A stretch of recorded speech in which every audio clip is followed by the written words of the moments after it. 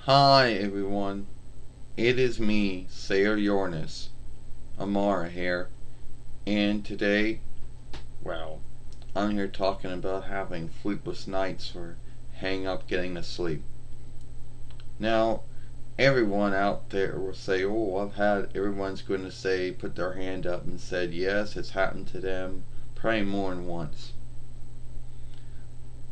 And the sad thing is that no one can help you, no one can make you or help you get to sleep. They say things like, well, if your body doesn't want to go to sleep, it doesn't want to go to sleep. It's almost if you're almost if it's some almost if like you know like you're doing something wrong. Now, folks who don't have a hang up getting to sleep, they just get to sleep. Why? Who knows?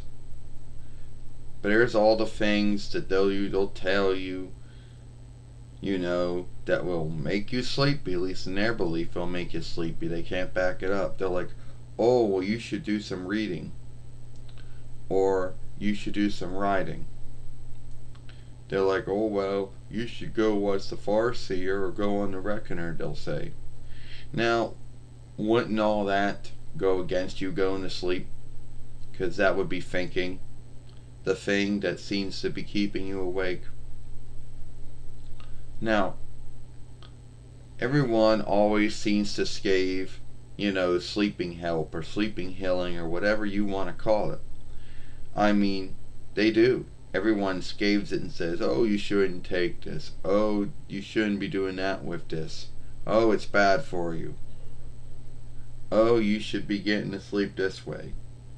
Well, if it helps you, then I don't see why folks would be against it. Now I can see if it was some kind of drug that would do something harmful to you in the long run, I could see that. Or if you were not taking it as followed or whatever. But it seems to be the thing. It's almost as if it's like some kind of game and you're not playing by the oversight. Oh no, you're not following the oversight, you're taking sleeping help or something. Like it's some kind of game or something. You know? And what does the winner get? Oh, nothing. Now, there are no winners, just losers out of it. Losers on both sides. Because you might, wake someone up by doing whatever you need to do to get yourself to sleep. So then right there, that gives you a bad name. And then on top of that, you think about everything you're doing wrong, but what you're doing right. They always say, oh well, you should only work to sleep. Your bed for sleep and lovemaking. Well. But sometimes, sadly, even if you only work your bed for those two things, sometimes that goes against you too. Yeah. It does. Then you think, well, you'll just cut back on how much drink you're drinking. If there's caffeine or whatever the English word for it is, you think, well, you'll just cut back on how much you take of that, and sometimes even that doesn't help you. And the only thing that folks can tell you is, oh, I just lay in bed, which I guess that's what a lot of them do. But it seems like if that's what they do, then good for them.